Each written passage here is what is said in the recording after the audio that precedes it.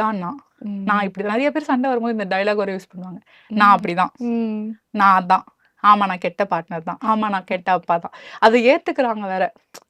அதுக்கப்புறம் there's no talking itself to them. என்ன சொல்ல முடியும் அதுக்கு மேல அவங்க கிட்ட? ஸோ அதனால இதான் நான் அப்படின்னு செட் ஆகாம இன்னும் there is space to grow, இன்னும் there is space to change அப்படின்றத புரிஞ்சுக்கிட்டாலே every feedback would also become a stone for you to build on.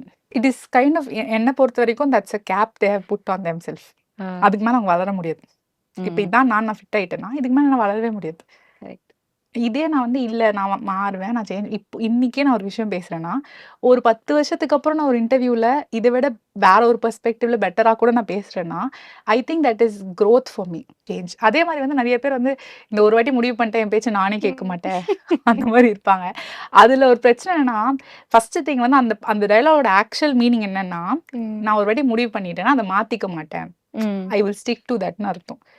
இங்க என்ன பிரச்சனைனா ப்ளீஸ் அந்த முடிவு தப்பா இருந்தா மாத்திக்கோங்க. Sticking to that is the bigger problem.